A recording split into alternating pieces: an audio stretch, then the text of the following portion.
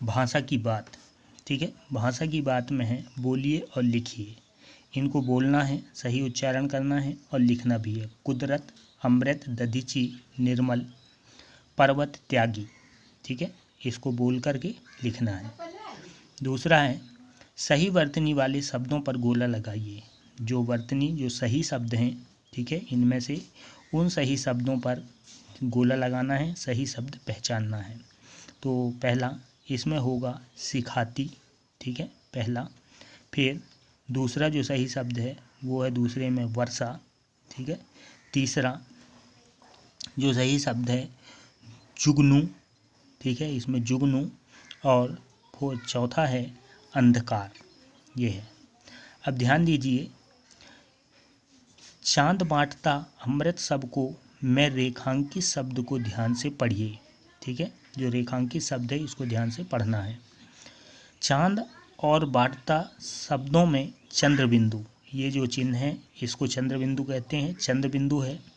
इसका उच्चारण नाक और मुंह से किया जाता है। चंद्रबिंदु का जो उच्चारण है वो उसका उच्चारण नाक और मुंह के द्वारा किया जाता है, होता है। ये ध्वनियाँ अनुनासिक ध्वनियाँ कहलाती हैं, ठीक है। जो नाक और मुंह के द्वारा जो ध्वनि उत्पन्न होता है, जो शब्द उत्पन्न होते हैं, उन्हें हम अनुनासिक ध्वनियाँ कहते हैं।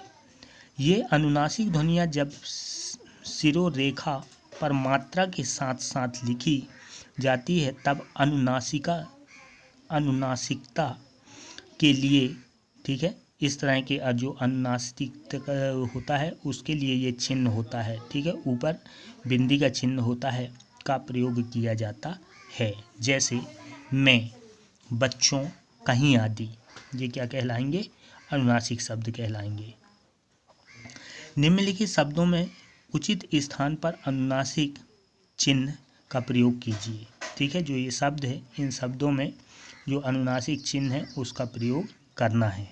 तो मांग, चंद्रबिंदु, टांग, ऊपर बिंदु, जांच, चंद्रबिंदु, तांगा, ठीक है, ऊपर बिंदु, ऊंट, चंद्रबिंदु, नदियाँ यहाँ होगा, और बांटना, इनमें सही अनुनासिक चिन्हों का प्रयोग करना है। आगे है, यह भी जानिए, इसमें है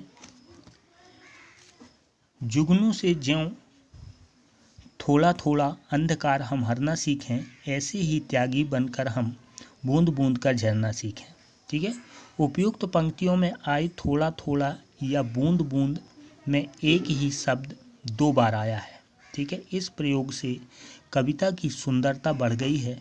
इस प्रकार के एक जैसे शब्द पुनर्युक्त शब्द कहलाते हैं, ठीक है। अब इसमें ये बताया गया है कि जो ये पद है, इस पद में जो एक साथ बार बार एक ही शब्द आता है, ऐसे शब्दों को हम पुनर्युक्त शब्द कहते हैं। जैसे थोड़ा थोड़ा, ठीक है, बूंद बूंद, ठीक है, ये जब एक साथ आते हैं, बार बार आते हैं, ठीक है, तो ये कहलाते हैं पुनर्युक्त शब्द। कोष्ठक में दिए गए शब्द की आवृत्ति से शब्द बनाकर रिक्त स्थानों की पूर्ति कीजिए। अब ऐसे इसमें क्या करना है, पुनर्युक्त शब्दों का प्रयोग करके हमें वाक्य बनाना है। तो यहाँ हो जाएगा चलता भैया, आगे है तो यहाँ 2 बार हो जाएगा आगे आगे चलता भैया, ठीक है। आई गैया, पीछे पीछे पीछे आई गैया, ठीक है। लो घास खिलाई, तो यहाँ हो जाएगा हरी हरी घास खिलाई, ठीक है। खुशी उसने वह खाई, खुशी खुशी उसने वह खाई, तो ये हो जाएंगे पुनर्युक्त शब्द इस तरह से। और भी जानिए, इसमें है गहरी नदियाँ निर्झर नाले निर्मल जल दिन रात बहाते, ऊंचे नीचे पर्वत ही तो इन सोतों के जनक कहलाते। इन पंक्तियों में दिन रात और ऊंचे शब्द, दिन रात व ऊंचे नीचे शब्द आए हैं। ये शब्द योजक चिन्ह, ये जो बना है ये योजक चिन्ह है, चिन्ह से जुड़े हुए हैं। इन शब्दों को युग्म शब्द कहते हैं। योजक चिन्ह द्वारा जुड़े हुए शब्दों को युग्म शब्द भी कहा जाता है। यहाँ हम युग्म शब्द विपरीत अर्थ का बोध करा रहा है, ठीक है। निम्नलिखित शब्दों के विपरीत शब्द लिखना है। इसी में से जो शब्द हैं इनके विपरीत शब्द लिखना है। अग्रज का जो विपरीत होगा अनुज, सुगंध का होगा दुर्गंध, आदि का होगा अंत, ठीक है, और आदान का होगा प्रदान।